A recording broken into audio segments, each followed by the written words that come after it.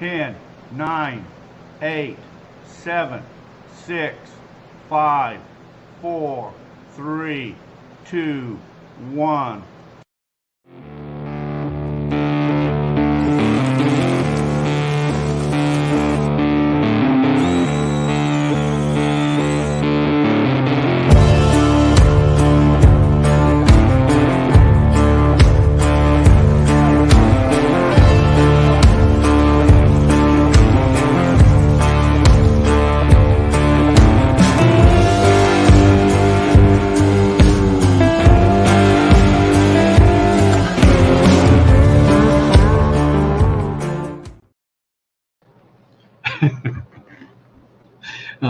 Hey, welcome everyone, Gold Fever Adventures. Is glad you guys stopped in there. It's another Wednesday.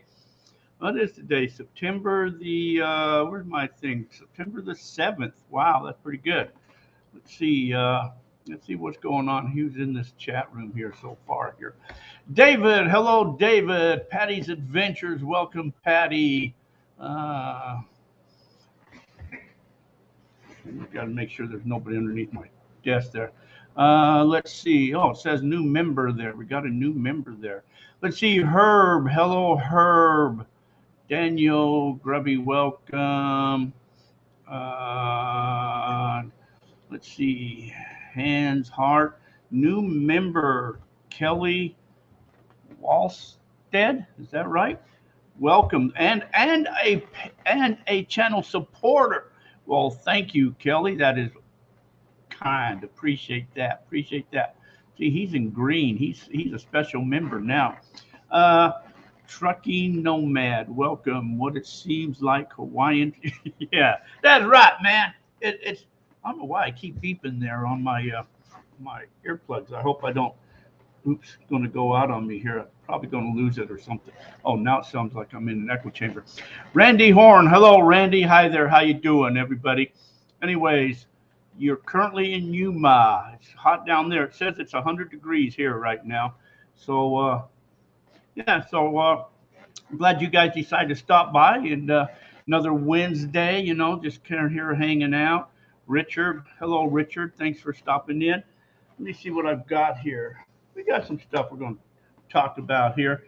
Oh, I'll tell you this right up front. You'll probably hear it again later. So our guest tonight, those that saw the post, is supposed to be here. So a couple hours ago, I get a text from her saying something came up and she's not going to be able to make the show. So guess what? Let me get rid of this stupid hat. How's my hair? Is my hair messed up? Maybe I should leave it on if my hair's messed up. Huh? You know, like. Okay. I guess that's good enough, huh? Okay. September the 7th. Did you know today is National Beer Lovers Day? Cheers, everybody. It's 8:05 somewhere. National Beer Lovers Day. It's also National Salami Day. Now that'd be pretty cool if I had some salami. Salami and crackers and beer. Oh, what more could you ask for? Yeah, I do look kind of cute, don't I? Hello, Terry. Buck Rackley, hello. Somebody asked where Lisa is. Lisa's not here no more. Lisa left. She's back someplace else. She's not here. Yes, hands, cheers, man. Currently camping at Lake Pleasant, Herb. All right, it's got to be warm over there. At least you're by the lake. So it is. Oh yeah, Randy, I still got your thing here. Your right here. See, the coon pecker. I still got it right there. So, anyways, we'll give away some stuff. We'll just have some fun. We'll give away stuff. What have I got to give away? I don't know what we get to tonight, but I got like this keychain quartz crystal thing. I got a. Oh man, that disappeared. That is so cool because it's green. Wow, I don't have a background on it, so why did that disappear? Wow, that is so cool. Look at that. Man, I can make everything disappear. That is like freaky. Wonder why that disappeared for. what does it say on my background? Layouts? I don't have a background, I didn't think. No, that's not it. Let me see. Virtual background. Oh, it says green. That's why. Oh, no, I don't have a background. Let me get rid of that. See if that's it. Uh-oh. Did I go away now? Oh, man, I knew I should not have did that. Now I went to, oh, there I am. I'm back. I don't want that. None. Okay, there we go. Okay. Oh, there we go. Okay, so I had the background checked on there. Anyway, I got a little green weigh boat. Kind of look cool. You know, you put on your scale, put your gold in it to weigh it, then you can pour it out. It says Gold Fever Adventures and Resort on it. Little 3D print thing. But so anyways, we got that. There's this gold claw, cool hat. There's Scott Medals, gold CD.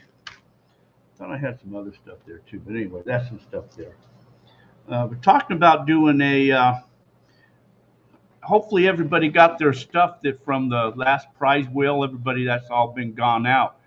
So, Richard, Bill, and detectors. You want to talk about detectors? We can talk about whatever you want to talk about, Richard. So, we're talking about doing a different little type of thing, not a prize wheel, but maybe a thing like we would do tickets. So you could buy as many tickets as you wanted to and give away, like I've got a bunch of these pay dirt bags. I think there's 5 of these, 2, 4, there's 5 of them. Got this cool coffee cup. It's just like this one here.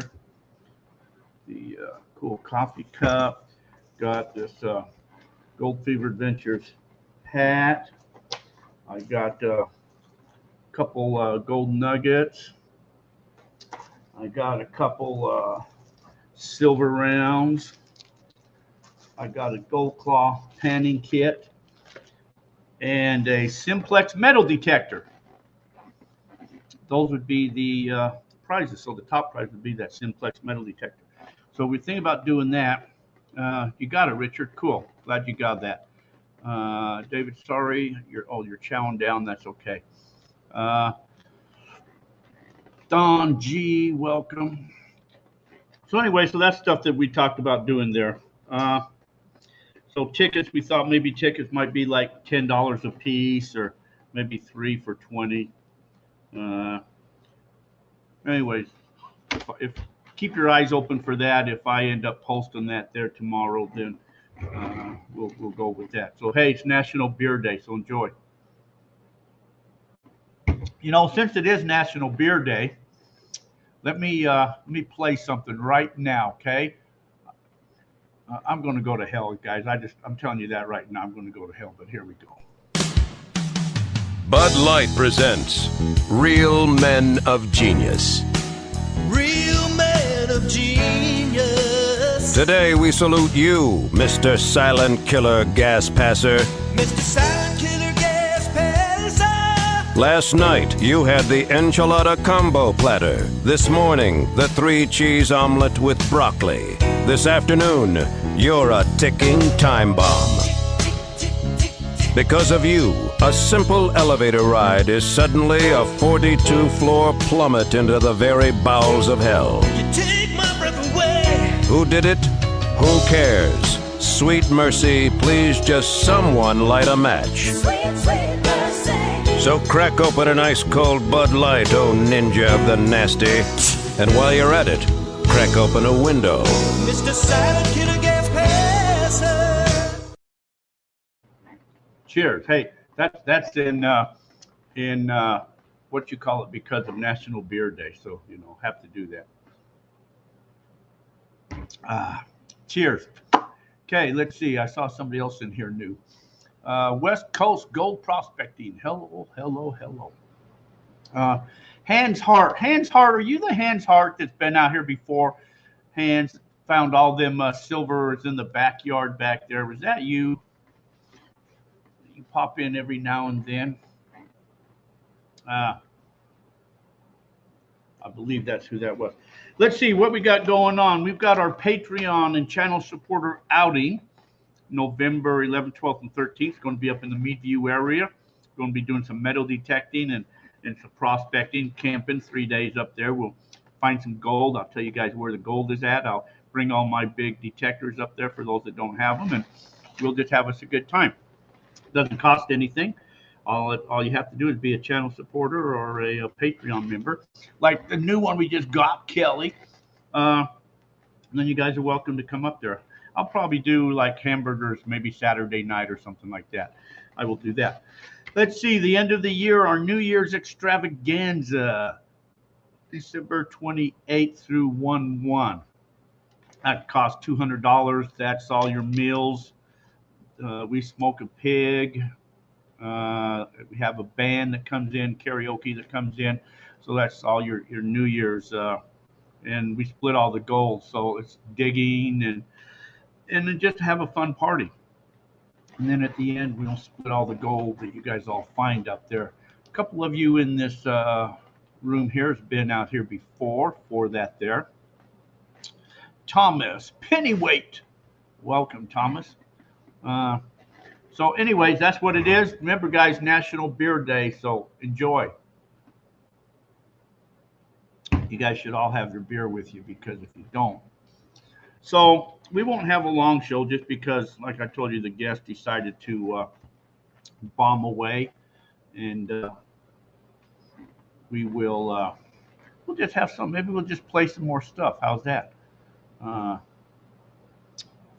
Maybe that's what we should just do. We'll just have fun. How's that? Let's see. What else should I play? Let me play this real commercial and get it out of the way so I don't get in any trouble, okay? Let me do that. ICMJ's Prospecting and Mining Journal is the only monthly gold prospecting magazine published in the United States and is the most comprehensive and respected magazine about gold prospecting on the market today. With readers in all 50 states, it features articles on detecting, high banking, dredging, small-scale operations, assaying, basic geology, how to read the land, regulations, and more. Our monthly Ask the Experts column is answered by true experts. It features answers to readers' questions on processing, detecting, geology, and any other questions you may have related to finding and recovering gold and other precious metals. The Mining Journal features the most extensive selection of equipment, mining properties, services, and more, and a classified section featuring over 20 times more new and used items than the nearest competitor. The Mining Journal has been in continuous publication since 1931. A full 12 issues is available for just $27.95, and discounts are available for 2- and 3-year subscriptions. And an online subscription gives you access to over 3,000 articles going back nearly 20 years. Our purpose is to teach you how to find more gold. ICMJ's Prospecting and Mining Journal is the tool you need to succeed. It's time to raise your gold prospecting knowledge to the next level with ICMJ's Prospecting and Mining Journal. Give us a call at 831-479-1500 or visit www.icmj.com. That's www.icmj.com.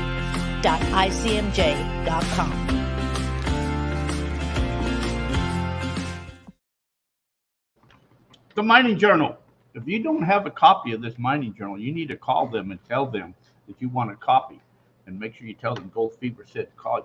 This is the best magazine out. This is a brand new one. I just got this one a couple days ago. Cleaning Gold Part 2, Glacial Prospecting, Let Nature Help. I mean, this magazine talks about everything about prospecting, from metal detecting to, anyways, the best book on prospecting. So if you don't have a Mining Journal subscription, you ought to call and get one. Speaking of that, our guest next week, I think, is Kelly from Gold Fox. And so you guys can ask him questions about the Gold Fox machines and all of that. And you know, I just got that little mini monster. I just did a video of that. I'll post that video probably Friday on the mini monster using that. That's a pretty slick little unit. And then the following week will be the Mining Journal himself. So Josh will be here to talk all about the Mining Journal. So anyway, Daryl, you're never late, buddy. You know, you're always on time. There's no such thing as lateness. So, anyway, just remember, it is National Beer Lovers Day. Cheers, everybody. Let's see what else is going on in the world. Who wanted to talk? Did you want to talk about metal detectors, Richard? Is that what you said? We were just going to have fun tonight. That's what we're going to do. I'm going to get in trouble. Like I told you, I'm going to go to hell. Let's do this here one right here. It's National Beer Day. So what the heck? Budweiser presents Real Men of Genius. Real men of genius. Today we salute you, Mr. Footlong Hot Dog Inventor. Mr. Footlong hot dog inventor. When conventional wisdom said no one could make a hot dog longer than 6 inches, you dared to dream. Dared to dream. You knew the limitations of a regular-sized hot dog bun, and you ignored them. Can't stop me now. You made a 10-inch wiener, and people cheered. Oh. But you weren't satisfied. You said, wait, I think I can still give you 2 more inches. Gotta want it. So this Bud's for you, Mr. Hot Dog Hero, because you gave every single one of us our fondest wish, a bigger wiener. Thank you, thank you, thank you. I'm going to hell. Vendetta Prospecting, welcome. Let's see. I don't know what else. What are we going to talk about, guys? Since our guest didn't want to come in here, what do we want to talk about? Talk about metal detectors. I'm talking to somebody yesterday. Or are we stretching the truth? With all the rain you've had out there, are the washes full of gold now, or at least replenished? I believe they are, Richard. We have had a buttload of rain out here. I still got puddles out there in some spots in some of the bigger holes. I still got water in them. So new sectors coming out. So anyway, so I was talking to a guy, I think yesterday, and we were talking about, metal detectors and all of that type of stuff. And he was asking me why I don't sell Mind Labs. I sell Garrett's and Fishers and XP Deuses and whatever else, but they won't give me a dealership. And so he said, well, I need to maybe call them and bitch at them. I said, you know what? I think everybody should call and bitch at them, because I don't understand why that they don't. So that's what maybe everybody should do. Call and bitch at them. Why that Gold Fever Adventures can't have a Mind Lab dealership. I think that would be cool. And then I give everybody discounts on detectors. See? Oh, yeah. VLF versus PI. Trucking nomad. Well, VLF are very low frequencies, and PIs are pulse inductions. The basic thing of it is the frequencies. Your VLF basically will run around somewhere around, gold is around 40, 45. You'll have a little bit lower machines, a little bit higher machines on your frequencies. That's VLFs, and your pulse inductions or pulse inductions, a PI, and they just kind of punch through the mineralization better, so you don't get the hot rocks and all of that type of stuff. So PIs are always a little better machine than your VLFs. But if you're not in hot ground, VLFs will work good. I know some people will take a VLF along with the PI, and once they kind of locate the target, then they'll go over it with the VLF to kind of identify it or see what it is, because PIs generally can't identify. But this new one Garrett's got coming out, this Axiom, I don't know if you guys have been hearing about that. That's a PI machine that is about the same weight as the 6000. It's probably going to compete with the 6000, but that has an iron mode on there, so you can be able to tell if that's iron or not. So that is going to be a game changer, and I can't wait to get my hands on one of them Garrett Axioms. And so what I tell people, Mind Labs ain't even in the United States, and at least Garrett's are inside the United States, and that's why I say I would support Garrett's. I don't think I'll do any more commercials or any more videos using the Mind Labs. I think Mind Labs, they're overpriced anyways. Anyways. Hello, Josh. Welcome. Uh,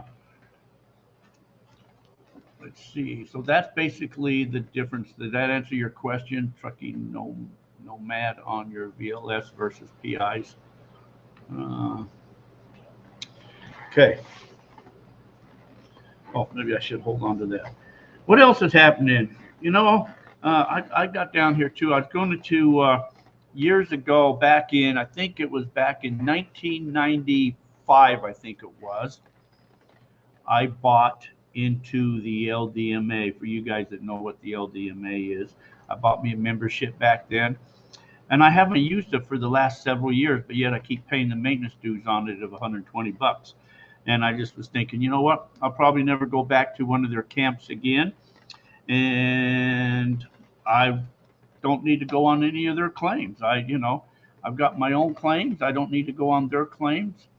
Most of them are all hammered out anyway. So I was thinking, maybe I ought to just sell that membership. I think I paid like $3,500 for it. It's more than that now. I think they're up to 48 or something. I was thinking, you know what? I'd probably just sell that for $100. Somebody just give me $100, take that, pay all the fees and dues, and take that membership, and I can get rid of it and say, "C'est la vie." All I care about is mining journal magazines. Those are pretty cool. Centric coral versus double D coral. Okay, you're talking mono, I'm assuming. A mono coral goes down in a cone.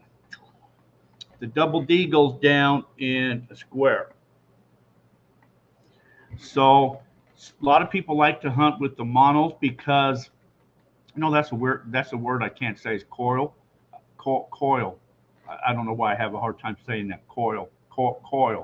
Anyway, so the monos will go down. So when the monos are going down to that V shape and the double Ds are only going down square, you're losing, like this many inches off of the bottom of that cone. So the monos will go down deeper, but they're going down to a cone, and anything on the side of that cone going down, you can miss where the double Ds going down. So you can kind of cover more ground with the double D, but you'll lose some depth with the double D. Okay? Islands on your mind, Jack.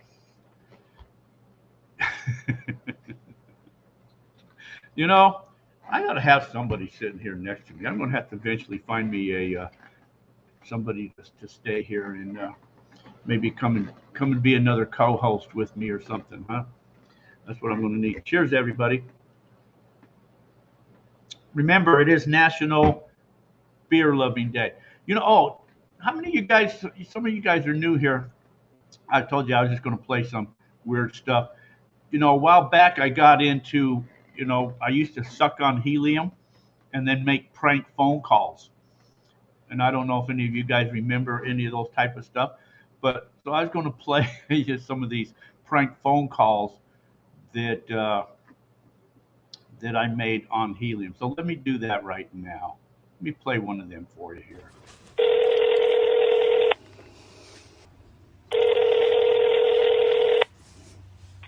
Hello? Hello, is Jenny there? Who is this? This is Big Daddy at Doo-Wah. Big Daddy Doo-Wah. She's not here right now, Big Daddy. Do you know when she'll be back? Why do you ask something like that? You don't even know Jen. Jenny's my girlfriend. She's your girlfriend? Yes. Well, we went out the other night, and I snuck a peek at her phone, and this is her number. I just want to see her again. I don't think she's going to be going out with you anytime soon, dude. She's my girlfriend, and she wouldn't do something like that. If you think she's your girlfriend, you better go find another girl. Why do you say that? Because we did the Wampa Bompa. Excuse me? Yeah, I bonked her really good. She got a taste of a little green alien, if you know what I mean. Hey, listen here, pal. I don't know who you are or what you want, but I think you have the wrong girl and the wrong number, pal. Oh, I know I have the right number. She's not there? No, she's not. Here, listen, man, if you want to have some problems, I can meet you somewhere and we can take care of this, but I'm sure she'd never see you.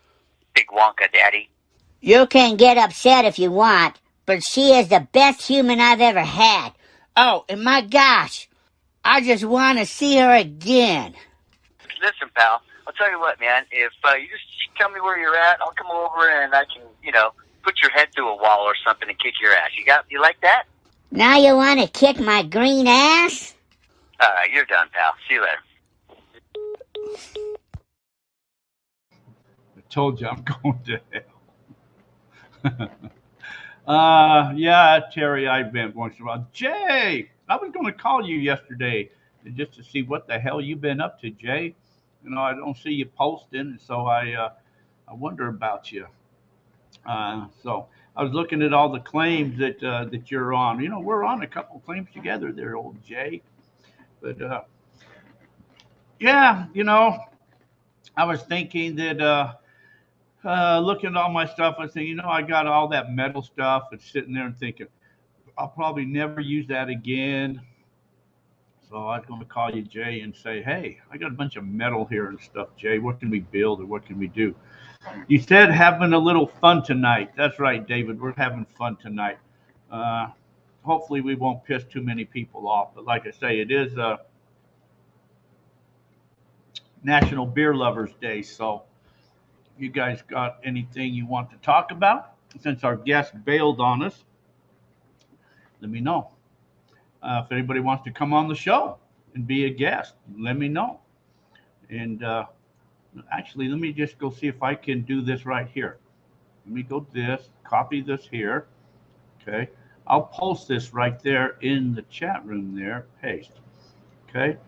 So there's the link to come onto the show. So if anybody wants to come onto the show, be a guest, feel free. There you are, right there's the link. You can come on and say hi yourself. Okay. Trucking. Yeah, you got a few projects around that place. I do. I got so much to do. I've been trying to get this place more cleaned up before the season's getting ready to start here pretty soon. Will be people start to come back in again, and we got the metal detecting hunts go on every month. The first Saturday of the month, those will be starting up again. And so, yeah. Let's see. What kind of prizes? Where did all my prizes go I was going to give?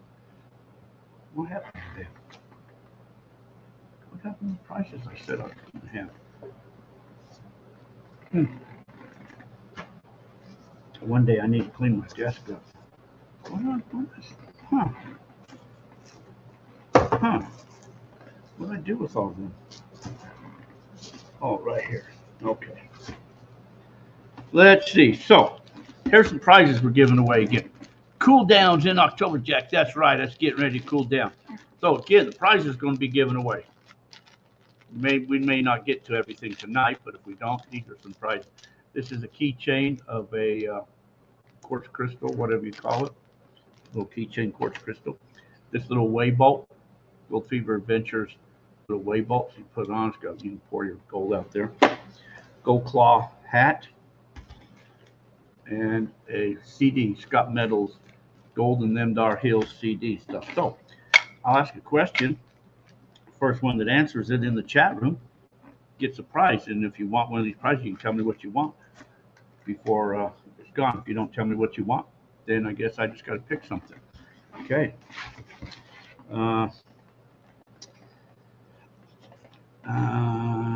Let's see. What should I give away? Let's see, are the caterpillars still all over Salome? I don't see any caterpillars. Trucking Nomad. I don't see any caterpillars out here. There's none out here. So I'm good here. Oh, here's a cool thing. Look at this. Here's the top prize. Some multivitamins.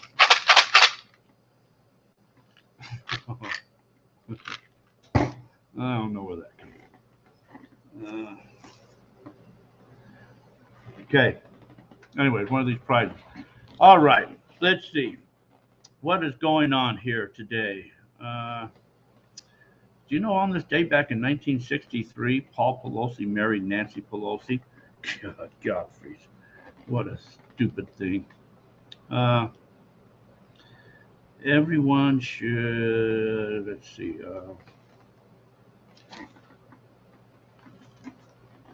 everybody want MindLab's phone number? 888-949-6522. Let's see, is it full of nuggets? No. This is my nugget jar. And as you can tell, it's just junk. My bucket list was to fill this jar full of junk. But so far, all I'm getting is junk.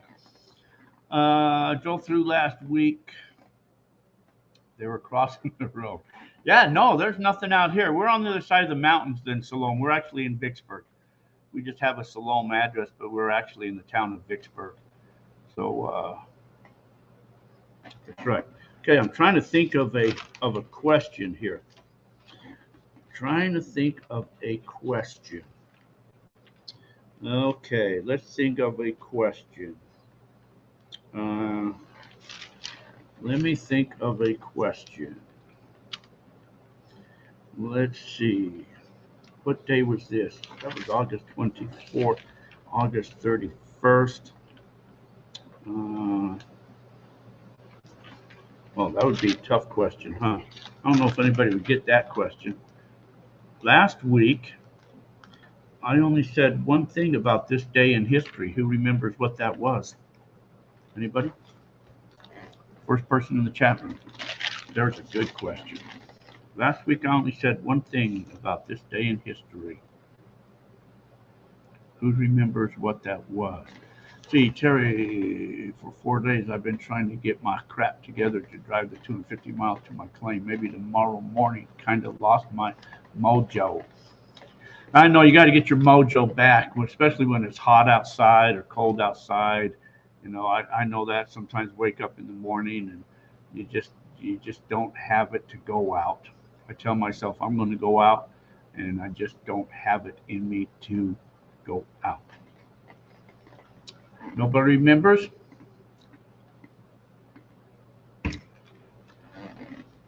Last week's show, I only said one thing about this day in history. Nobody? Nobody? Nobody? Nobody? I guess nobody remembers that, huh? All right, that was a good question there. Okay. Let's see. Okay, I'm going to have to think of a question. I could better think of some questions is what I better think of.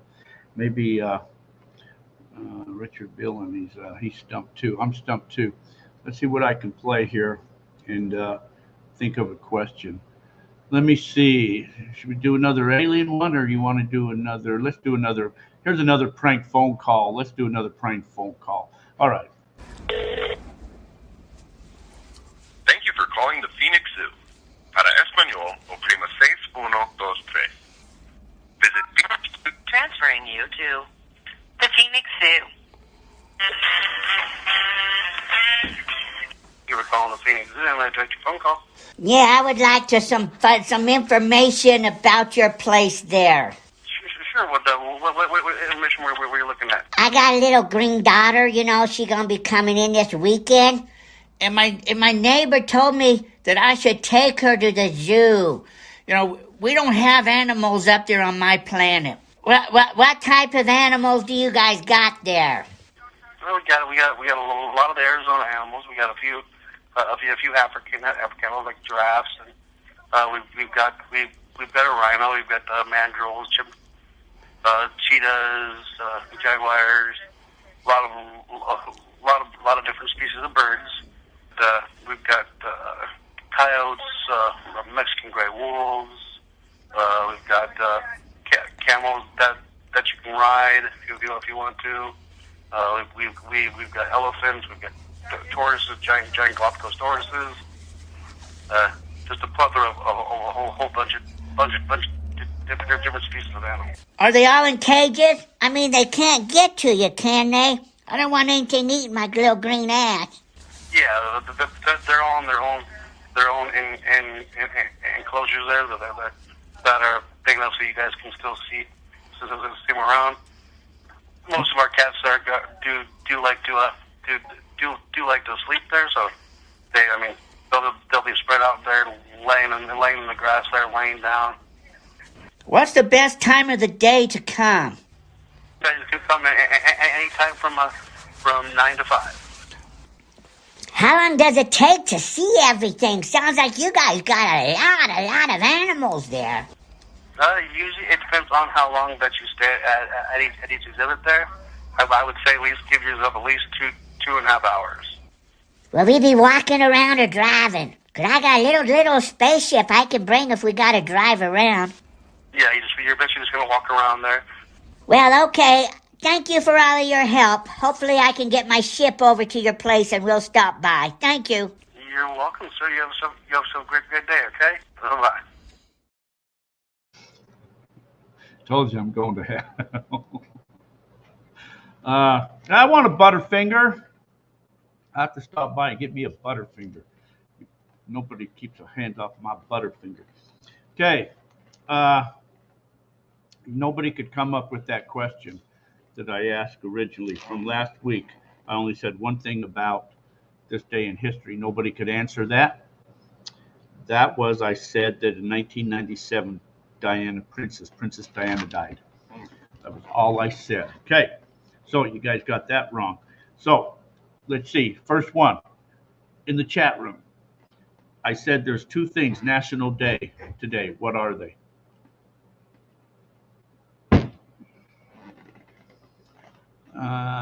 Let's see. Darrell Lane, 805 Beer, your hometown. Where is it? It's up in Northern California. I think Firestone is, they're Firestone Brewing Company. So it's in Northern California someplace. This says Paso Robles or something, California. I think is what it says. Paso Robles, something like that.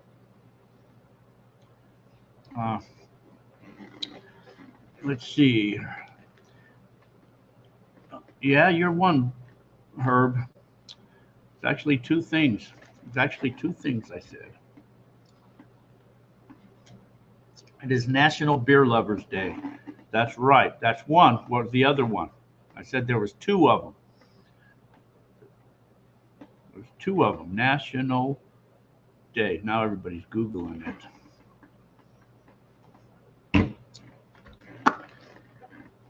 Okay, I'm looking. Two people's got half the answer right. Let's see. Very good, Darrell. I got that right. You know, that's when it was one of my favorites, Firestone. I forget what they called that beer, but that's a very good beer. Jack, have you had a look at the Garrett Axiom, Harry S? Yeah, we were just talking about that a little bit ago, Harry. I sell Garrett's. I've got my order in to get me one as soon as they're released, as soon as I get them. I'm really looking forward to that Axiom, just because that's a PI. It's about the same weight as the 6000, and that's got that iron mode on that, so that is going to be huge. So you won't have to dig that junk.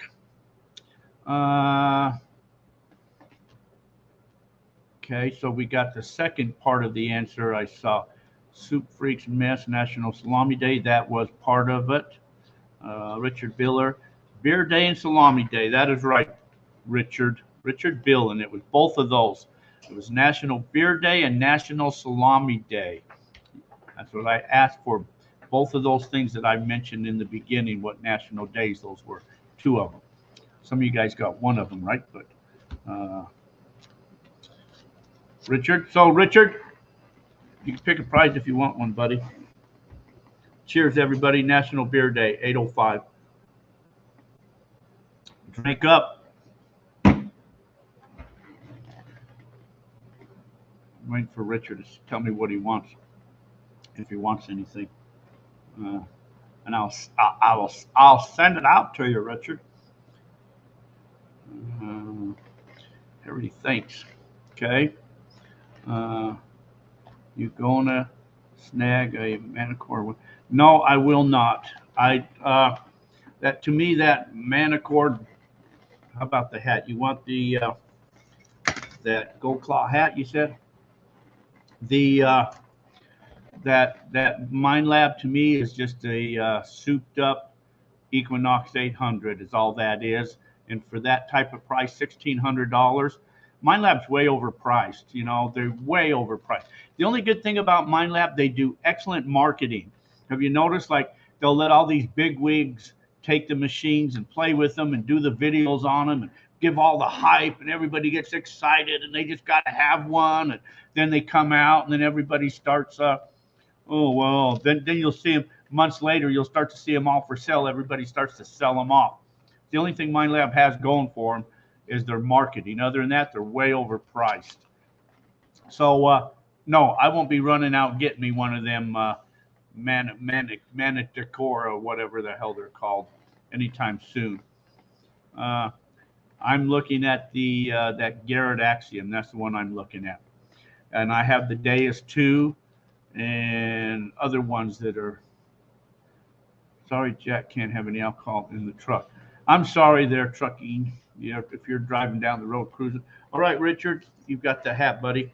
I don't know if I still have your shipping address, so make sure you send it to me, okay? Email or PM me, text me something, so I'll have that. Plus, it always saves me having to go back through thousands of emails looking for past stuff. Okay. If you guys got questions on detectors, you know what? How come I don't have somebody sitting here helping out? Oh, look at right here. The mining journal. Look what's on the back of the mining journal I just saw. There's the Garrett Axiom detector right there. Small gold, actual size, found by Australian field tester. Axiom. Ultra pulse technology. Find more gold. Are you ready for a high-end pulse machine at a better price with longer battery life? Welcome to Axiom. Lightweight, rechargeable. Oh, and it all collapses down. That's right. And that's what's really cool too. I like that. It's kind of got the screen like your Apex on that. So it's really easy to understand. A big screen on that. It looks like a really nice machine. From what I've been seeing though on the weight, you know, it's supposed to be a kick-ass machine. So I can't wait to get mine. I'll email you in a bit. All right, Richard. Sounds cool, buddy.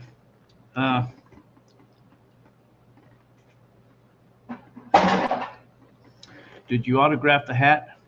Could be valuable. No, I didn't autograph the hat. You couldn't wear it if I autographed the hat. You know, it wouldn't be any good then. What was our speaker going to talk about tonight? She was going. I think she was a treasure hunter, but like I said, she texted me a couple hours before the show was on to tell me that she couldn't make it. So, oh well. If anybody wants to come on the show, you're more than welcome to. Other than that, anybody want to come on the show and say hi? You can. Do you have the Nocto Macro 2, Jack? I do have the Macro. I did a video on that, compared that with the, oh no, not the Macro. Let's see, where's that machine at? Oh, that's someplace, I don't know. I got too many detectors, but I can't use them all. You know, all detectors are, and this is what I've come to realize, like, you know, the 6000 really is a decent machine. Its problem is it's overpriced and is so EMI sensitive. So it can constantly be chattering. If you're ever in any EMI situations or anything, you'll have a hell of a time trying to use it.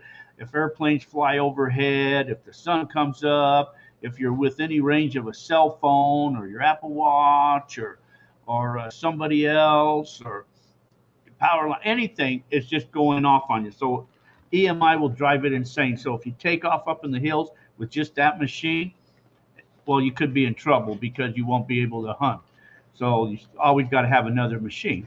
You got to have another machine. If you carry, like, say, the Gold Monster is a decent machine, but you get up there, it's a turn on and go machine, and all it does, I mean, places I go, there's a ton of hot rocks and it doesn't shut up. So you're detecting, it's just like cha cha cha cha cha cha cha cha, and you have to try to get in between all that cha cha cha to pick up a target. I know people do it. People are used to that, but that's what you have to do. So you have to turn that sensitivity all the way down to try to shut up that machine. And what happens when you do that? Well, you're going to balance out or get rid of your sensitivity, so you start to lose targets when you start to have to back that all the way down. So the Fisher, the Gold Bug 2, is a decent machine. That has a very high frequency. That's very sensitive. I think the Gold Bug 2 is running at like 71 kilohertz. The Gold Monster is at 45, I believe. So that Gold Bug 2 is a lot more sensitive, and it has more knobs on it. It has more of a learning curve, but you can balance out some of that cha-cha-cha crap, and it's less money too. So, and they're here in the USA. Let's see. What was the question? I saw a question. Okay. Do you like the Garrett Goldmaster 24 or the Minelab Gold Monster? Well, I used to sell whites, and that was the 24K, was done by whites. And then when whites went out of business, Garrett bought their patents and technology. Then they came out with the Goldmaster 24K. The Goldmaster 24K is a decent machine. I've talked to people that use that machine, and they totally love that machine. I know a while back we had a little outing where a bunch of us went up on the mountain looking for gold, and I think there was probably 10 of us, and there was one lady there that found 2 pieces of gold, and she was using the 24K, and that's the only one that found any gold. So that doesn't matter what machine you got to walk over the gold first. You have to be able to have a decent machine that will pick the gold up, that will decipher between the targets, and other than that, they're all the same. So when I went to Alaska, I took my SDC 2300 and I took the Gold Monster when I went to Alaska. And SDC 2300, I didn't find anything with it. The Gold Monster, I found, I think, 30-something pieces of gold. And the guy that was with me was using the Equinox 800, and he found almost everything that I found using that Equinox. And what's cool about that Equinox is it'll have that screen on it, so it'll tell you, like, gold is generally like down around number 2 or a little bit higher, depending on the piece of gold, size of the gold. So that Equinox was really awesome for that. And when he's been out here at the camp, he's gone out detecting and dry washing. He'll dry wash and then go over the area, and he's picking up minute little pieces of gold with that Equinox. But he's got it dialed in. You know, he knows exactly how to use it. But it's not a noisy machine like that Gold Monster is. So anyway, so let's see. Hi Jack, how's the camp? Larry Panky. Hi Larry. The camp is coming along. I've been trying to clean things up. Have you had a chance to run on Expedeus 2? Hi Mike Pung. Oh, Mike, you should come in and talk to us, Mike. Since my guest bailed on me tonight, you know. My guest bailed on me. There's the link, Mike, I just sent you. I ran the Expedeus out at Havasu up there by Franconia, out by the Havasu Gold Seekers claims out there. I did run that Expedeus, and I found that what it was really good at compared when I was using other machines like the Gold Monster and that was it didn't pick up all the hot rocks. And it seemed to go deeper than the Equinox. It seemed to go deeper, and it didn't pick up the hot rocks. I had a harder time trying to get it to, you know, stay on a signal. But again, you know, the numbering, it was jumping around, and And most of those machines, I just kind of turn on and go. I don't fine tune them, and because I have so many, I don't have the time to sit and play with the machines like that there. But it was a day, and I know people that are finding kick-ass stuff using that XP Deus too. And it's lightweight. You can take the receiver thing off and just hold on to it, and have another buddy swing the detector, and you can just walk next to him with the handhold there, and tell him where the targets are. Yes, Mike, get on the show. That's what everybody's saying now, Mike. I put the link. Oh, duh! I didn't send it. I put it in there, but I didn't send it. Duh! There it is. I sent it. Okay, it's in the chat room there. You know what I need? I better play another commercial or something while I go get me what today's thing is. Let's go back to what is it? Radio Day, whatever. Let's go find Budweiser, or it's National Beer Drinkers Day. So let's go with this one right here. How is that? Budweiser presents Real Men of Genius. Real men of genius. Today we salute you, Mr. Footlong Hot Dog Inventor. Mr. Footlong hot dog inventor. When conventional wisdom said no one could make a hot dog longer than 6 inches, you dared to dream. Dare to dream. You knew the limitations of a regular-sized hot dog bun, and you ignored them. Can't stop me now. You made a 10-inch wiener, and people cheered. Oh. But you weren't satisfied. You said, wait, I think I can still give you 2 more inches. Gotta want it. So this Bud's for you, Mr. Hot Dog Hero, because you gave every single one of us our fondest wish, a bigger wiener. Thank you, thank you, thank you. I told you I'm going to hell. Oh, sometimes I just sit here. I got nothing else to do, and I just some people think I got too much time on my hands. I don't know if I have too much time on my hands, but oh crap. Anyways, all right. What are we doing here? I lost track what we do. What's Mike doing? Mike going to come on here? Jerry Prince. Jerry, welcome. He's in green too. Another channel supporter. Thank you, Jerry. You like that, huh, Jerry? Yeah.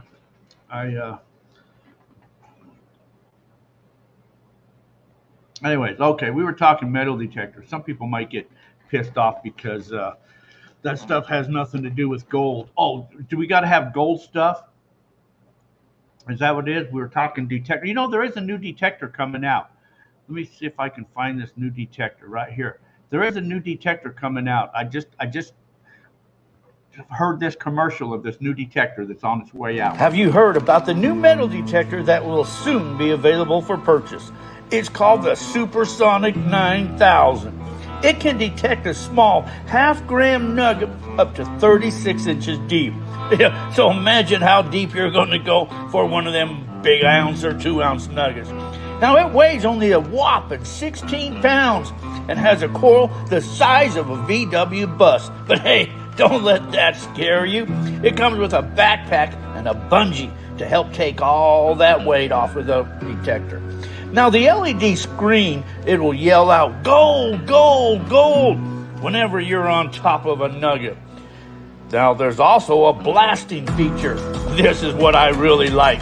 If you've got other people hunting nearby you, you just turn on the blasting feature and it causes so much interference that they can't hunt and they will be forced to leave the field. So yes, you can hunt it all. Now the new Supersonic 9000 only costs $9,000. What a coincidence. So call today and order yours at 1-9000-321-7777. And remember, if you dig down to China, it's your own damn fault.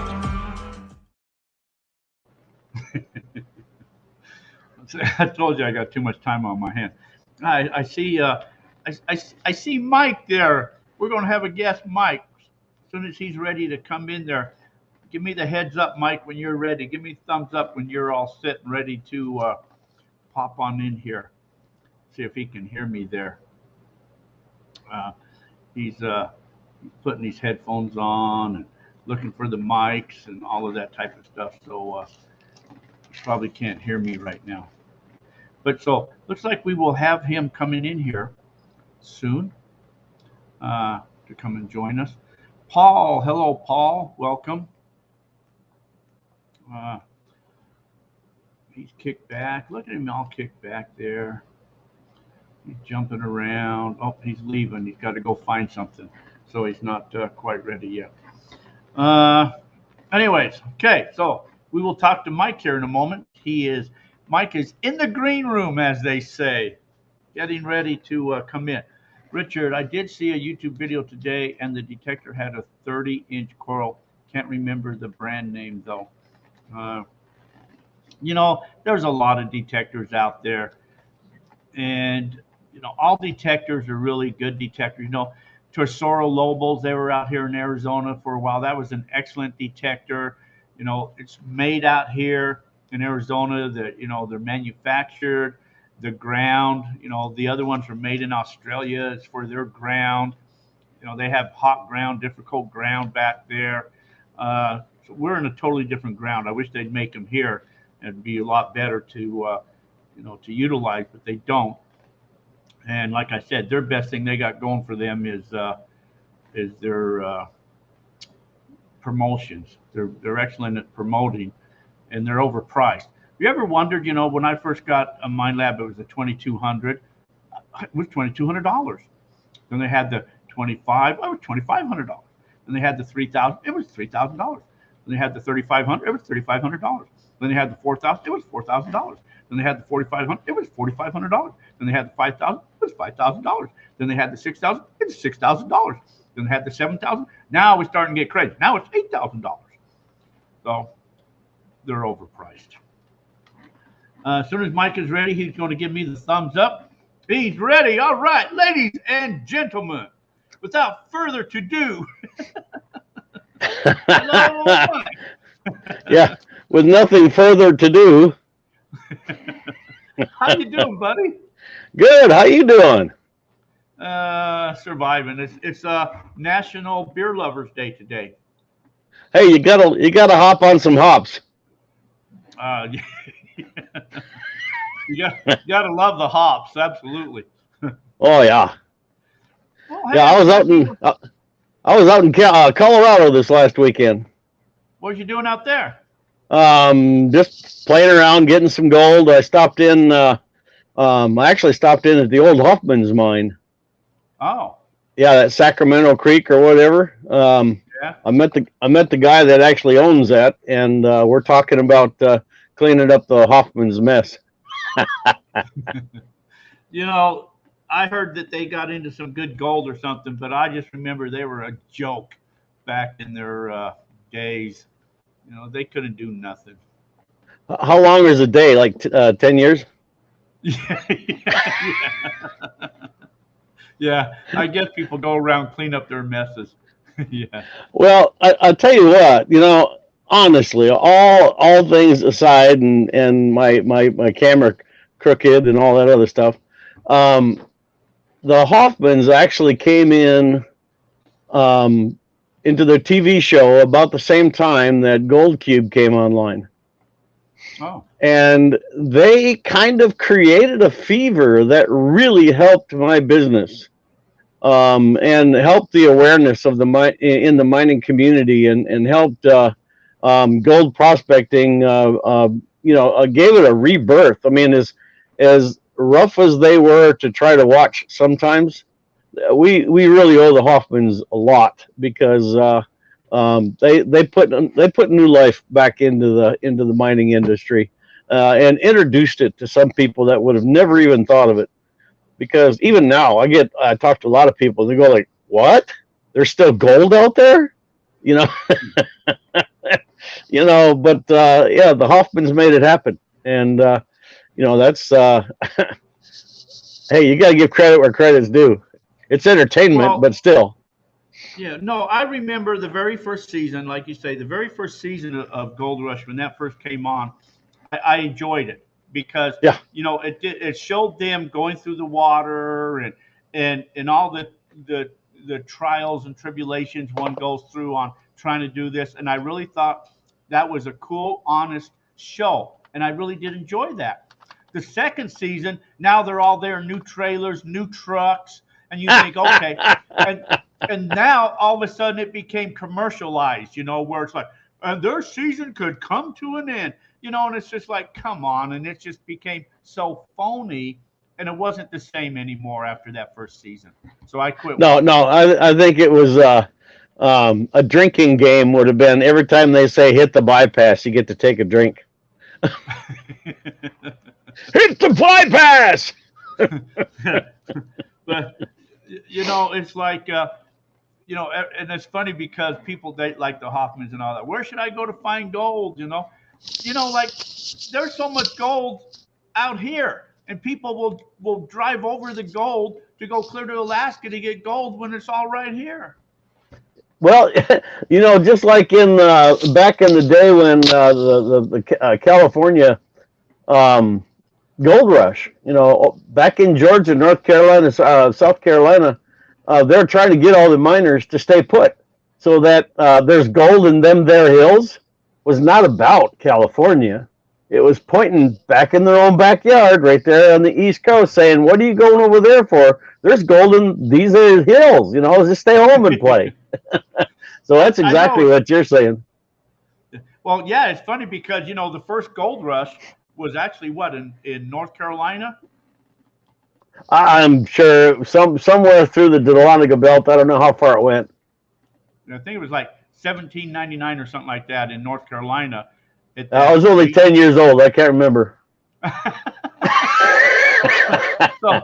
But anyway, so they had that, and then all of a sudden gold was in California in 1878, like 50 years later, and everybody heads over that direction when it was all right there in the Georgia and Carolinas and all that right there. Right. And that's there's gold in them there hills. Everybody think that's California, but it was said because of California, but it was said on the East Coast. That was kind of cool. Yeah. Every time we come to Arizona, I love prospecting in Arizona. There's great dry washing. There's great metal detecting. But the gold is never a gimme. You got to work for it. So a little bit of luck, a whole lot of tenacity. You got to keep that that coil close to the ground, and if it makes a sound, you got to move the ground. If you're after gold, it's not like being in a park and you can tell the difference between a ring and a penny. I mean,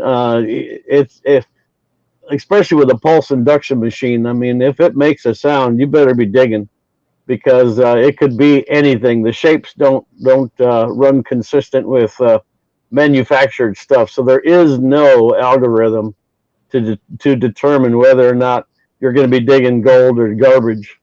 And a lot of times, if there's gold in an area, there's garbage there because they knew there was gold and they're after it. So you dig a lot. That's all you got to do. Just keep digging. Well, that's what people are talking about. Looking forward to that new Garrett, that Axiom, because that has that iron mode on there. So you can, when you get that target, you can kind of see if that's a piece of iron or not. Trash. Now, there's another detector I haven't had a chance to use yet. It's the MineLab 3030. I guess it's a pretty good park machine, but it's got two numbers on it. One that tells the what they think it is, and then the second number is the probability of it being iron. So even if you've got like the algorithm says it's the right shape, it's also testing for whether or not it's iron or not. So you can really, most of the guys that I'm sure that was garbage. So, hello, can I have a gold cube? Sorry, we're closed. But yeah, with two different numbers, I mean, it'll give you the algorithm of shape and possible density, and then the second one will give you the probability of iron. So if it's 100%, then it's obviously a nail. You're not just looking at a non-ferrous halo of rust. So there's a lot of detectors out there. I looked at the XP Deus 2 a couple weeks ago, and I haven't had a chance to play with it, but there's a lot of cool stuff out there. So it's just a question of first of all, just use what you got and get good with it, and then work your way up. Yeah, no, I see that Ron post a lot. He uses the XP days. Man, he's kicking ass with that. But you're right. It's whatever machine you got. If you learn that machine. I mean, I know a guy that finds kick-ass gold, microscopic gold with the Equinox 800. Yeah, So yeah. learn your machine, absolutely. Trucking Nomad said he got hooked prospecting back in the buzzard days. I think a lot of us old timers back in those days, because the buzzard was the one, when he went on the Merv Griffith show and showed the gold and all that. And I Right. dedicate. If it wasn't for the buzzard, we probably wouldn't be in this hobby today, because he's the one that went out and created that GPAA and got everybody involved with gold. And I think if it wasn't for him, we probably wouldn't be doing what we're doing today. Well, I agree. I think during the buzzard's time is when we started going with. I think he actually pioneered the plastic pan. Everything else from that point out was metal. So, in fact, I remember seeing Tom Massey with a plastic pan that was actually clear plastic. And it's the green one that GPAA has now, but one of the prototypes didn't have any tint in it, and so he was touting the praises of exactly how good that pan was working, and he went on to using it for speed panning and stuff like that. But yeah, I saw the first one that came off the press was clear. And yeah, I think what he used to call that, he used to say it was space age plastic, is what he used to say. Well, sure, why not? Yeah, That's what he used to, that crap's out of this world. yeah, that's what he used to call it, space age plastic. But and that was another show. What a lot of people knew about the Gold Fever show and Perry with the Prospect in America, and so many Right. people tuned in and watched those shows. And I mean, we don't have those shows today, because those were real shows. I mean, you'd see Tom fall on his ass, and so Tom was kind of the comedian, and Tried to Perry jump was, out of a truck and bust his butt. yeah, but they were educational shows, and Perry was more mining Scientific. orientated. Yeah, and together they were a good little team, and you learned a lot. But it wasn't phony. It wasn't all of this, media type. They're going to lose their season if it don't go right. It's like, okay, and it'll go right. What a coincidence type thing. Right. They were out there to train, to have fun, and to make you come away with the thought of, I can do that, and I really want to. Yeah, they were good shows, and it's too bad we don't have that type of shows out today. But it's Yeah, reality. and yeah, Kia didn't hurt anything either. So Yeah, she was supposed to come on the show one of these days. She said, yeah, she wanted to come on, and we couldn't hook up a time for her to get on here. But, yep, uh, that's pretty good though. David Reynolds, them shows got me more into gold. Missed them, absolutely. A lot of people nowadays growing up in the thing, they don't even know who Tom or Perry was. They're gone. Right, and I actually have never met Perry. I mean, Perry was backing out as I was coming in. So I mean, I watched some shows and stuff. There's a couple I saw with Tom and Perry both in the same show, and the thing that I thought was funny, Perry said exactly what was going on, then Tom had to translate for him. Well, they were good back in the day, and then they had the rift and all of that. But there was some history between those two, and it was kind of sad. But But we won't get into all the political side. They were a great team when they were together, and they were a great team in their own rights, and they both did wonders for the industry. That's all I Yep. can say. As a team and individually, they help the industry and a lot of us out. To that's the one thing. They were really salesmen. Everyone is actually a salesman. If you've got something you like, if you want to go down and get an ice cream, you got to sell the fact that somebody's got the best ice cream. They were salesmen, and the best thing that a salesman can do is don't wow the hell out of you. They make it so simple that you come out of it feeling, number one, I want it, and number two, I can do that. If someone comes up and they've got sparklers running and women dancing in the background and all this crap going on, that it's like, wow, what a great show, but I could never do that. They can't sell anything.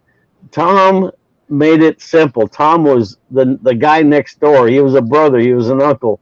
He was, your kid. I mean, he was somebody you could relate to, and he was somebody that made you think, hey, if he can do it, I can do it too. And he's having fun. I want to have fun. And that's what really pushed the industry through their actions, is the fact that what they're doing was repeatable, and and they were admired by everybody that watched them. I mean, Tom and Perry both, either together or separately, or the Buzzard in those early movies where the microphone had a long cord on it. I mean, they did the industry justice, and that's and they made us want to have either fun with it or make some money with it. I mean, they gave us the ability and the possibility to choose and make it whatever we wanted for ourselves. Yeah, I remember when, like Buzzard, he used to set up the camera like on the other side of the creek, and he would pan, the other side. He would just ramble, or he'd be in his little shack and he would ramble. But that guy, he was so intelligent, and I used to think he was so far ahead of his time, in his knowledge and his talking and stuff like that. I mean, he did inspire a lot of people. Yep. And here we are. There was one time I was out in Stanton, and I don't remember when it was. It had to be, I don't remember, but that's when that big tongue nugget was found. And then the big rush when they came into camp, and I think they kind of got scared because they were talking about it wasn't actually found on the GPA claim. It was found on private ground. They got scared and took off out of camp. But then so Perry took his crew and they went down where it was found at and was filming. And me and this other guy sat across the street there, and we were watching them film and digging up all these targets and stuff. And then when they left, we walked over there. I tell you what, there was 50 dig holes at least, and they didn't cover up any of them. They just left these holes all over out there. And when we thought, that's not the way you do that. No, that's not very good mining etiquette. No. No, I tripped in a hole one time, and I was like, I'm never going to be that guy who somebody else is going to be tripping in my hole. I'm going to cover that up. Yeah, they always say good etiquette, you should cover your hole. And then towards the end, even Perry's show was canceled once Tom took over everything. That's one of the first things he did was killed Perry's show. And then so I saw him one time out there, and I said, Tom, how come every time you go out, you're always finding gold? Every time. And he said, I don't always find gold. I said, you find gold every time. The next show he had on, he didn't find any gold, but he found a pistol. And I thought, how many people metal detected this hill, and yet you found a big pistol? What a coincidence that was. Yeah. That made it more realistic, didn't it? Yeah. People, that's when I had the store too, and people would come in, they wanted to rent metal detectors because Tom was going out finding gold galore. And the guys, that's not the way it really is, But, right. Yeah, well, Tom would probably find that stuff, but if you can't go out there in 10 minutes like it was on TV and think you're going to find the same thing he found in the 10 TV minutes. I mean, they probably got a lot of footage. I mean, you do it yourself when you're out there making the videos that you make out when you're metal detecting and stuff like that. You're out there for like 6 hours. I mean, 20 minutes. I don't always find gold though, and I show the truth. Right. It's just boot tack. Oh, another boot tack. Yeah, if I don't find gold, I don't. That's the way it is. I show reality of it. It's not. Oh yeah, but if you're out there for an hour, you only got 5 minutes of footage. I mean, it's it's not realistic to think that you can find it as fast as they do on a show because that's cut room floor. I mean, all that other boring stuff got hit the floor. So, like when I'm out detecting, you know me, I only detect for a couple minutes. I mean, hours, a day or two. Yeah, all day. But that's what you got to do. You got to get out there. If you don't put in the time, you're not going to find the finds. You've got to make sure that you cover a lot of ground carefully in order to not miss targets. So I come out with a few more targets than some people, but it has to do with number one, tenacity, number two, technique, and number three, a good detector. So if I didn't have a good detector, I'd still find stuff because of my tenacity and technique. So, but you got to put the time in there. You can't go out there and feel like, oh, it's starting to get hot. It's probably like 80 degrees. I better go in. Well, welcome to my world. Yeah. I will go out there and I will say, I'm going to walk up the side of that hill, cross over there, come back down. Hey, I'm done unless I find something. Right. Something to inspire you. If I find something, I keep saying I'm going to go out close to the area where we were finding the gold out there. You know where that spot's at. But I'm going to go on the other side of the hill. And to see if it leaks through? Yeah, go through totally the other side. I mean, all the way up and around. Yeah. And, you got to the peak, looked over the other edge, and you're like, that's going to be too far to go home. Well, it's just a matter of driving out there, and I'm by myself half the time, and so. Yeah, you don't want to fall and have a problem. Yeah, so I get out and come back. Plus, it's so hot here. You get out and you can spend 20 minutes, the sun hits you, and you're done. Yeah, but it's a dry heat. Like in an oven. I know but that's right. You open the oven, you get that blast. That's just what it feels like. Yeah. Well, when we went to the Pomona show, we had a number of breakdowns in that shuttle bus and in the camper, and a number of breakdowns. We went across the desert in the middle of the day with no air conditioning, and that really, really sucked. I mean, we had to roll the windows up to keep from. It's like a hot air roaster or whatever. The wind was so hot that it would almost burn you, so you had to keep your elbows out of the wind. But once it gets to a certain temperature, then it's not fun anymore. So you'll stand sideways in the shadow of a cactus or something like that just for a little bit of a break. But one thing that I noticed, like here in Oklahoma, when it gets hot, the shade doesn't even work. It's still hot in the shade and everything. So, but out there in Arizona, I've noticed that the shade actually works. So you can actually, if you step out of the sun, you can actually feel a difference in the temperature. So that's pretty good.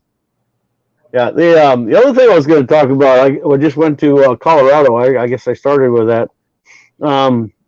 There's some old tailing piles that we found, and on the tailing piles, there was a mine that was put together in 1934 to 1939, and the tailing piles that are out there, we're trying to figure out why they were arranged the way they were arranged and how they walked down this valley with whatever they used. And there's not a whole lot of um, uh, information on exactly what was going on there.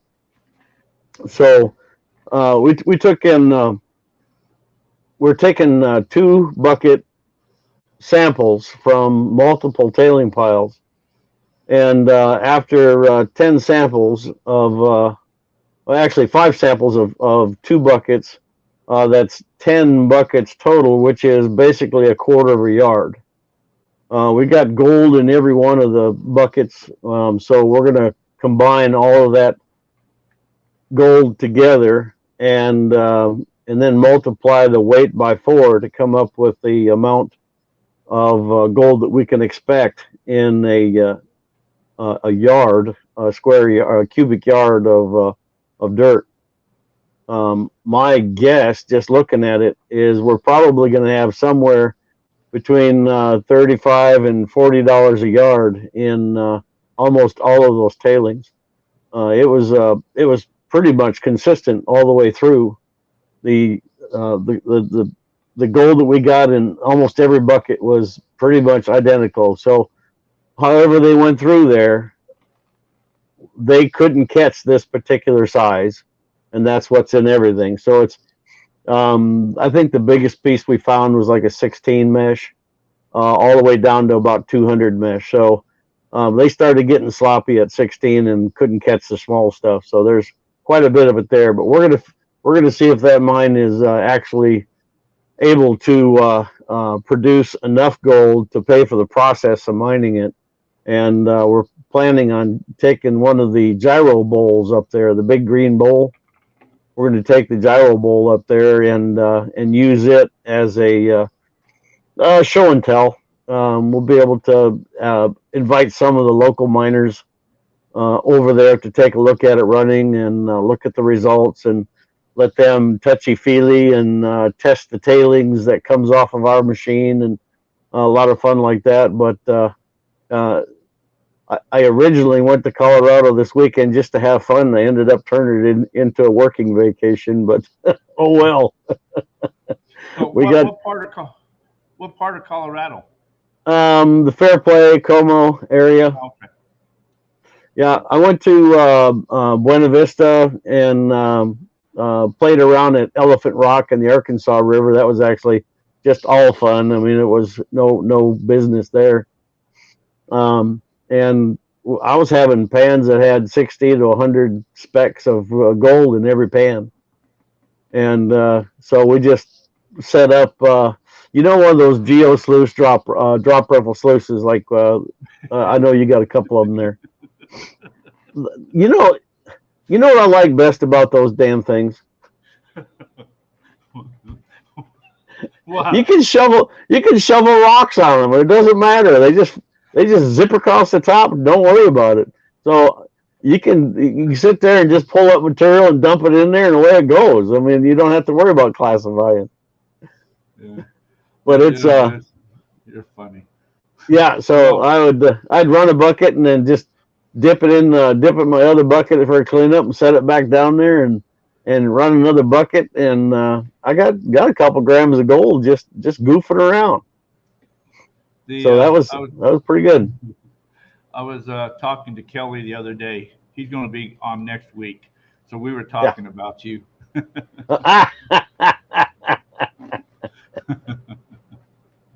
Yeah, you talking about Kelly Fowler?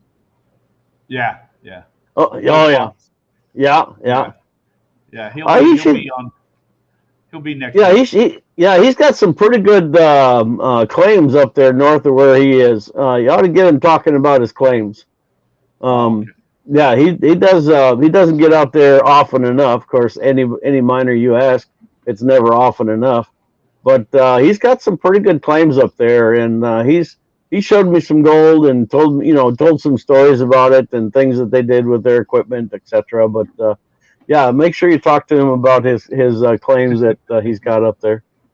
Yeah, but I remember years ago, I used to play there in Colorado when I used to go up there every year down around Buena Vista and Arkansas, but we used to go to Breckenridge area and get in those dredge tailings that are all down and through that area. Oh yeah, yeah. And there was a club up there, I think Colorado, whoever they were, but I remember them saying that when them dredges came through, depending on the type of gold that was they were either after all the big stuff or all the little stuff. If they went after the little stuff, their punch plate threw out all the big stuff. If they went after the bigger stuff, then they had to run that so much faster, or vice versa, that they blew out all the little stuff. Blew out the little, yeah. You couldn't get them both, so you had to decide which one you really wanted to go after, and that's what you went after. But man, we did really well in those tailing piles out there, just vacuuming, and so. Yeah, they got tailing piles out there in Fairplay as well. In fact, the city of Fairplay, you can get a $10 panning permit to go into the city. They call it the beach. Ain't no beach. But you can fish in the pond and pan, on the tailing piles right there. And there's people come out with gold all the time. And I camped in the River Run campground or something, right next to the Ace Hardware. And they've got a little panning area in there, so they allow you to pull 2 buckets of material and pan for gold there. So I went in there and I panned a little bit, and every pan I pulled out had 2 or 3 pieces in it. So there's gold if you camp there and you want to pan for gold. It's real simple, and they got a big trough set up for your water, so you're not going to get all. You don't have to fall in the river to go to get your pan wet. So yeah, it was a lot of fun. Yeah, no, I remember one time staying in the campground. This was in Leadville, though. LDMA had a claim up there, and so I took off up there with my truck trying to get up there, and there was still snow up there, and got stuck. And I thought if it wasn't for my quad in the back of that truck, I would have been in trouble, because that's what got me out of there and then drive back to town to have help come and get my truck out. So. Yeah, it's I've gotten into some situations that you have to get creative on how you can get out of there. Yeah, but I'm sure you could write a book. You haven't wrote a book yet, have you, about all your adventures? No, I haven't. I've got some stories. I bet you do. That'd be fun. I mean, well, I don't know what I'd call it. I don't know what I'd call it. Well, I could give you a few things to a few stories too. So Randy says detector in both hands, and that's what I tell people. He's the only one I know that can carry a 6,000 in one hand and a gold monster in the other hand, and go hiking up a mountain. And a pin pointer in my teeth. Yeah, got a pin pointer in my teeth, and away I go. and a 6-pound pick on you. Hey, but speaking of that, speaking of all of that, I just printed out this. You've got a lot. I'm surprised. Your 4-stack, your cubes, the mats, your price sheet, your my parts list. Yeah, trommels and pumps and cleanups and banjo pans and classifiers and you've got a lot of different types of stuff out there nowadays. Yeah, we just added to it as well. I mean, some of the new stuff that we've added, the fittings. I mean, I had fittings made. They're 3/4 inch pipe thread that goes to a barbed 1 1/8 inch, for the regular 1100, 2000, 3200. The 1 1/8 inch builds pumps.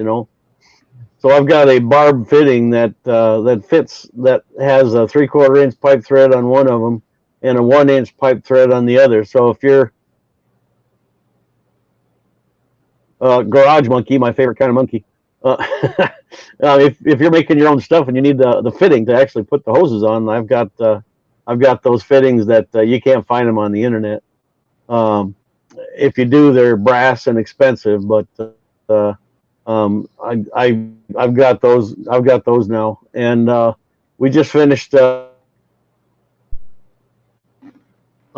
got some stickers coming in. It's my new classification system, and the classification system, we're calling it the Golden Rule.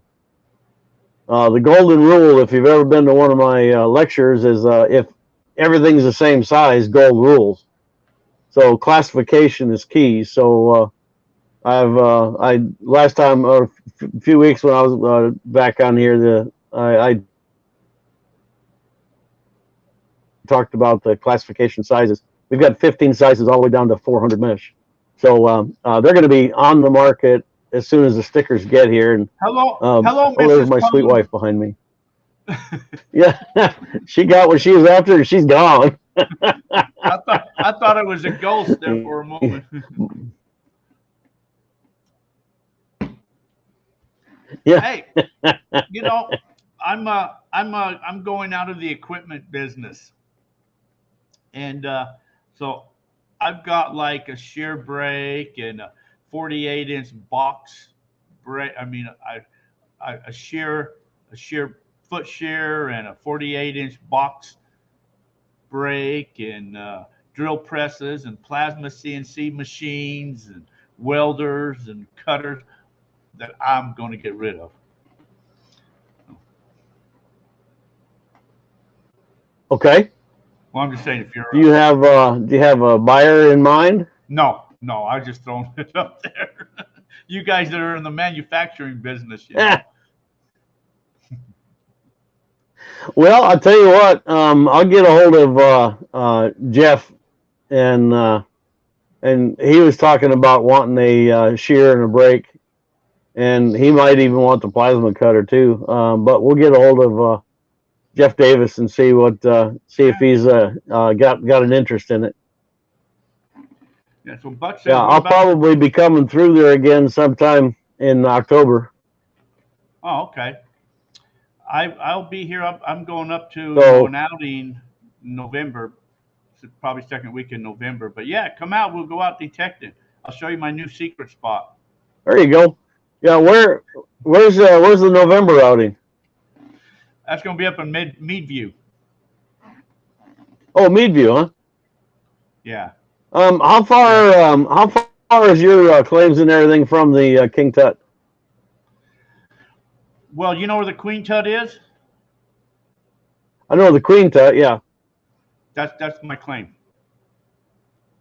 Okay. I have 160. Yeah, I was on the Queen Tut. Oh gosh, 8 years ago, and boy, there's some big old cutouts in that claim there. Oh, you know what? That's where I found all my gold. I found over 70 pieces of gold up in that area. Nice. I won't tell you how many I took off of there for you. Well, I know another lady that told me she took off over 200 pieces, and I knew another guy that took over 100 pieces. And so I went in there and I still found over 70 pieces. Yeah, that's awesome. Yeah, and if you just rake it back a little bit, you'll get more. And it's all Cleachy. Everything I found was attached to Cleachy.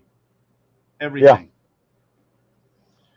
Yeah. Terry said. Yeah, and that's why it's still there, is because the easy stuff is already moved.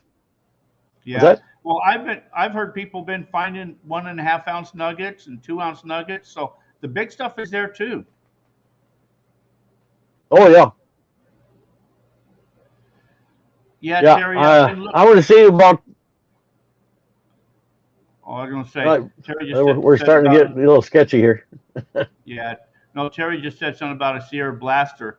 I talked to him, and I was thinking about picking one of them Sierra Blasters up to go up the top of that. I think I mentioned that, to go up the top of that ridge and blast that rock up above up.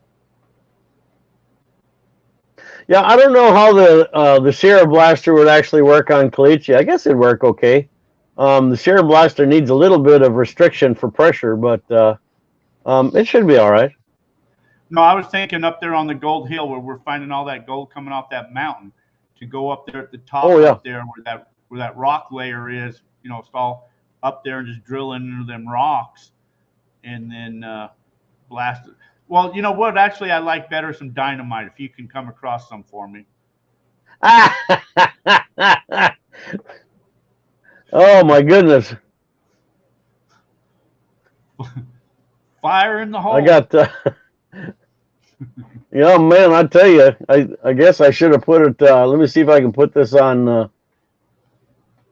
Let's see. What side am I going on here?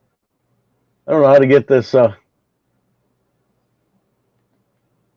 well. Okay, I'm back. I should have put it on airplane mode, but I didn't. Okay. So we may run into that problem again. Oh well, what the hell, huh? Uh-oh, I think I found it. Maybe. Airplane mode. Turn on.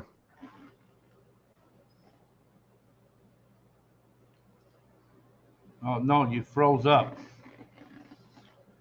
Uh-oh. You froze. Airplane mode went no place. He froze up. He froze up airplane mode. He froze up. He froze up. He's gone. You're gone. You froze on me. Now you're going to have to log out and come back in. Let's see. Jerry, that's what you mostly used it for in the river? Yeah, they're kind of pricey, but I thought about picking one of them Sierra blasters up. There's a couple of different types like that. But yeah, Mike, you're frozen. Let's see. He's concentrating. Yep, he's gone. Airplane mode shuts down Wi-Fi. All right, Soup Freak's mess. Yeah, he just now realized that airplane mode shut down his Wi-Fi. So we'll wait for him to come back in. Anyway, today is National Beer Lovers Day. So, anyways, we've been here forever, I guess. So as soon as he comes back in, we'll tell him we have to go now. I have to go feed my dogs. I have to go eat dinner. I have to go do something here. Maybe I should put his hat on for. Oh, that's kind of cool looking hat, isn't it? He'd be impressed I'd wear his hat, you know.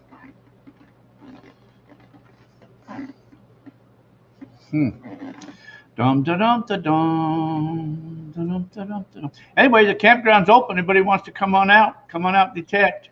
There he is. He's coming back in. Ladies and gentlemen, we have Mike Pung back into the action here. I was Mike Pung there. Hey! I was like, hello, everybody. I'm Mike Pung. Welcome. You need to pull some of that hair around front. Oh!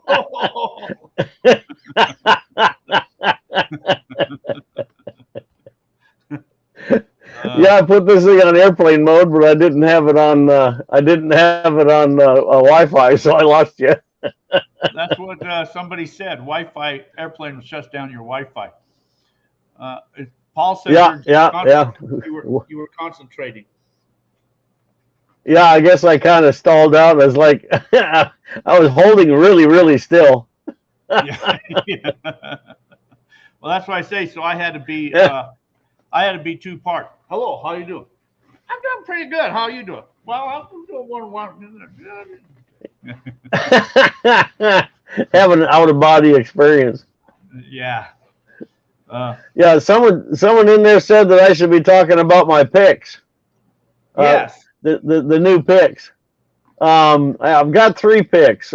We've got one that's a little crevicer. It's got a 1 foot, 12-inch head and 12-inch handle. The thing's made 100% out of steel.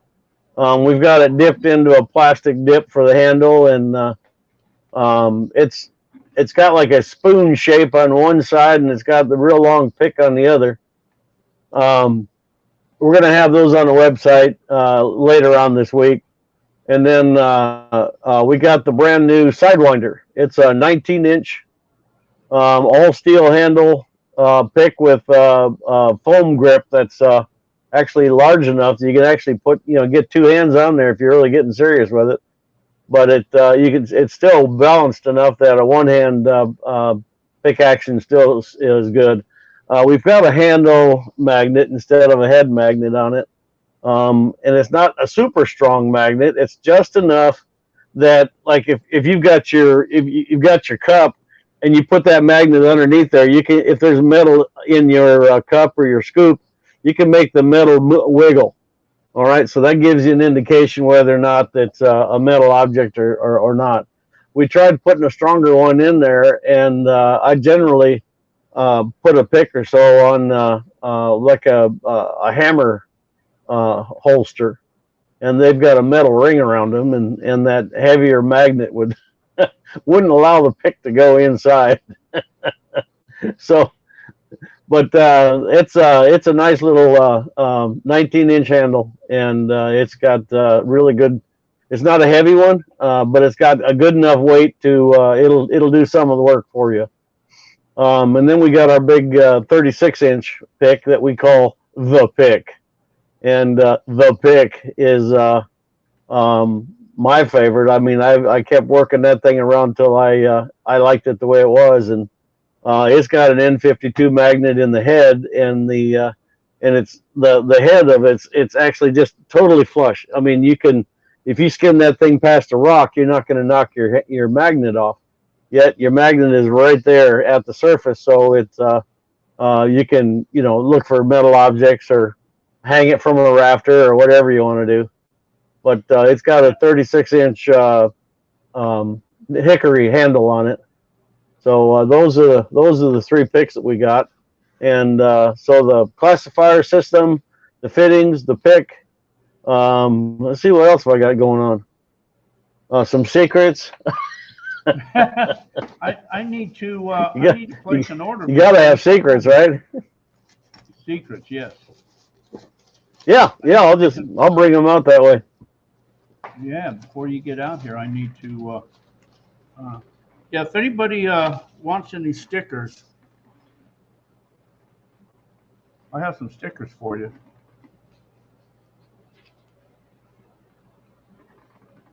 Those are cool stickers. I don't know where you got those from. You know what I don't have though? I don't have any cool keychains. What? Oh, well, I gotta get you. I'll bring some keychains for you then. Yeah, I'm gonna have to. I got the keychains. Yeah, I love. I have to use this. But. Oh my.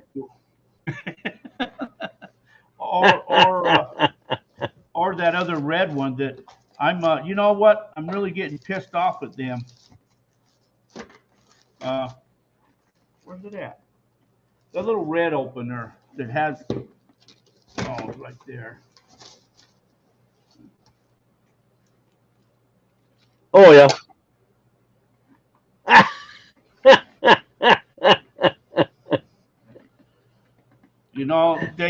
They still won't give me a membership or a dealership. Is that right? And I've contacted the head honcho, and he said, "Oh yeah, we would love to have you as a dealer." Sent me all the information and everything, and signed up. Said, "I'll have the rep call you." Well, then he called me back and said, under further, review, it probably is not a good fit. And I said, you know what? I know exactly who you're talking to and where that's coming from. And I think that's bullshit, So, well, I can't influence it for you, and I can't influence it against you. So, well, I'm going to quit promoting them. They suck. They're overpriced. They're pieces of junk. And I'm going to quit using them, and I'm going to start Garrett. Garrett, go USA!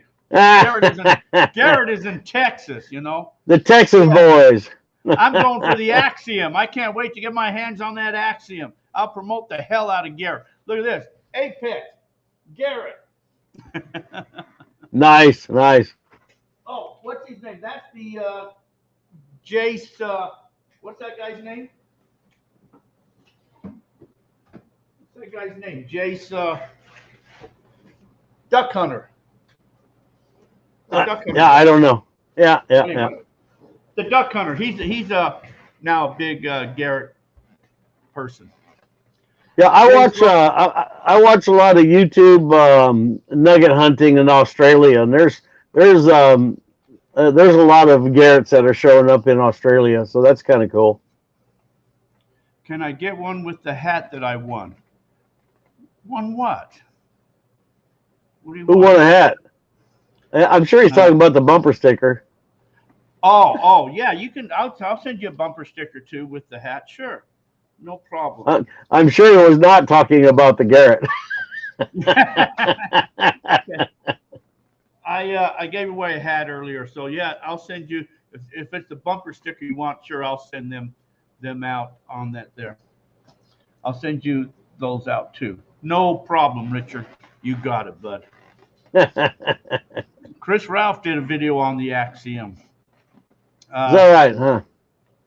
I haven't seen that yet. I just know that from what I've seen, the Axiom is a kick-ass machine, and that's going to put the 6,000 to shame, and that's okay. And I can't wait. I've got my order in on them, and hey, the more machines we can put to shame, the closer we get to the gold.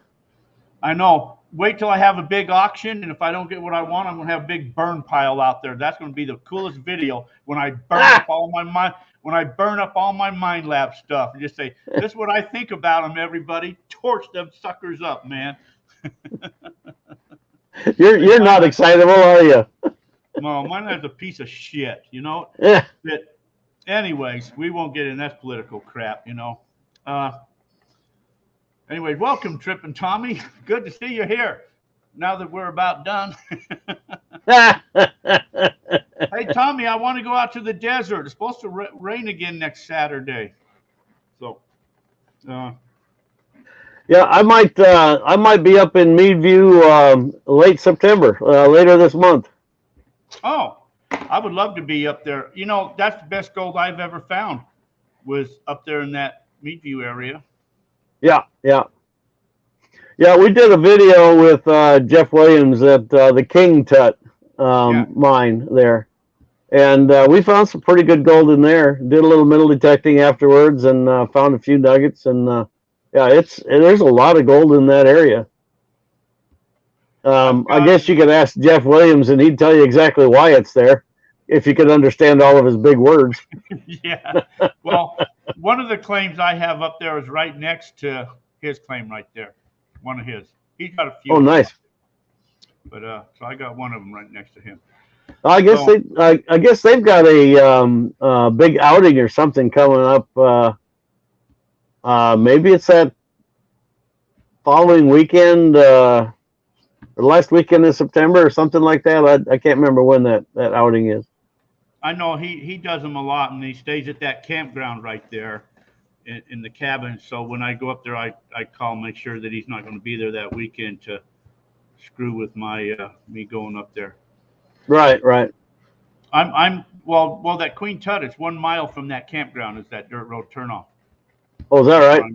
That's where I'm at. Yeah, because you're close to the Queen Tut's close to that water tank and everything, right? Yeah, the Queen Tut actually butts right next to private property.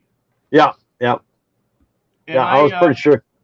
Yeah, and I bought a lot right there too, and the lot's right there.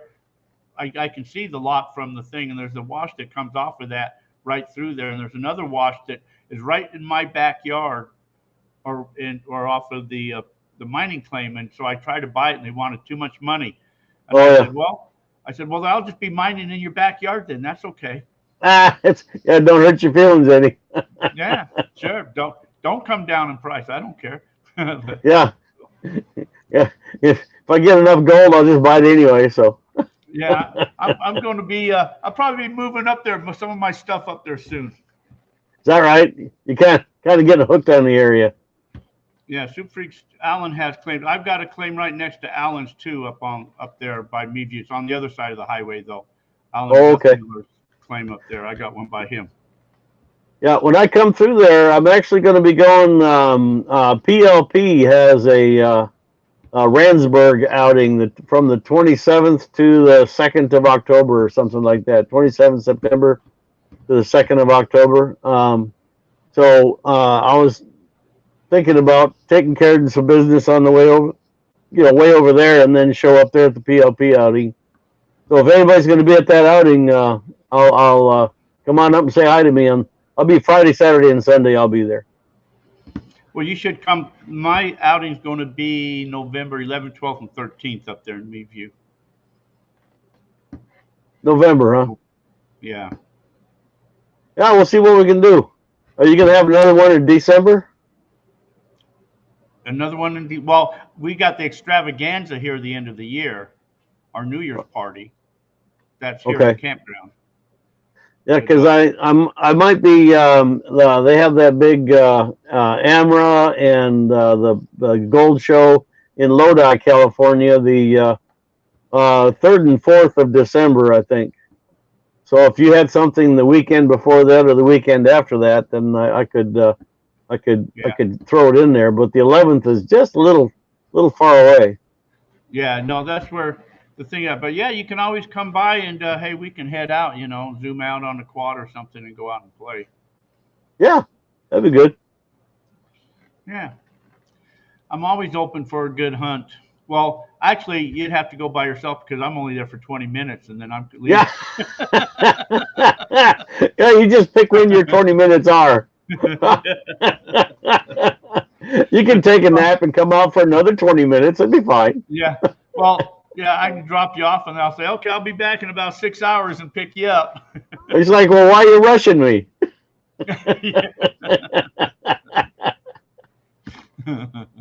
Hey, if my water lasts, I'm out there forever.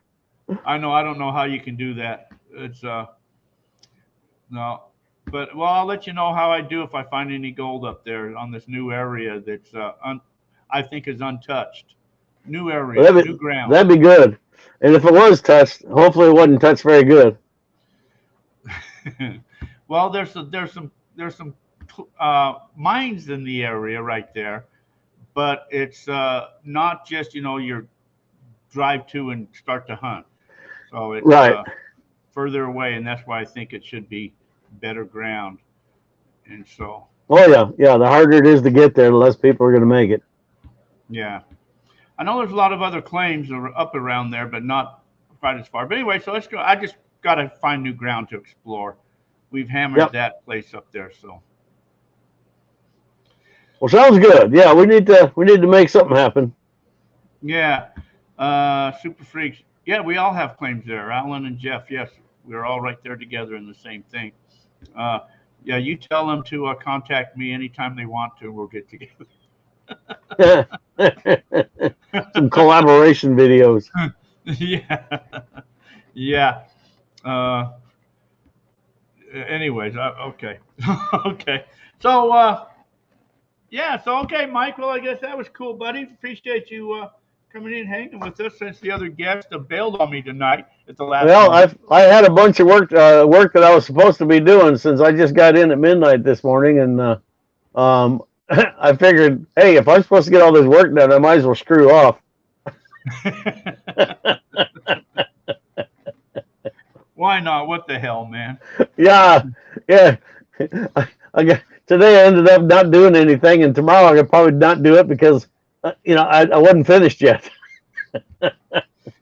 Yeah, I've just been trying to get this place cleaned up. We've been hammered in rains and winds. It blew my signs down. Oh, jeez. Blew the shroud off of my air conditioner. It was bad. So I'm still repairing stuff and cleaning up after the natural disaster. Yeah, we were supposed to put in last week. We were going to get the rest of my electric spots in. This guy Tommy came out to help, but there's so much rain. The trench was full of water, and so we couldn't get in to do that. So we figured we'll do it next Saturday. But they're calling for rain this Saturday. So. Gee. Yeah, anyway. I got so much grass I got to mow right now. It's been ridiculous, I got 3 acres of mowing I got to do. Oh. I'm glad I don't have to. I got weeds to spray, but that's about it. Yeah, weeds to spray and rocks to roll. So Patty says you're a great person and a terrific guest. Lots of knowledge and fun. Thank you. Well, thank you, Patty. Yeah, I've considered myself quite full of it.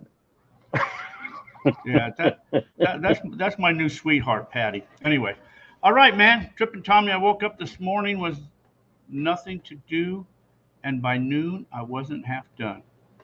Well, Okay. there you go. You got something to look forward to until tomorrow. All right, let me get my out of here song. I did that. I did all of that. I did that. I did that. I did that. Where's my outro at here? Outro. Outro We'll right see you there. later, everybody. All right, guys. You guys all take care. Thanks for stopping by. Thanks, Mike. So until next time, till our paths cross, you guys all be safe. Have a fantastic week. Thanks for hanging. Thanks, Mike. We'll see you guys all later. See you. Bye. See ya.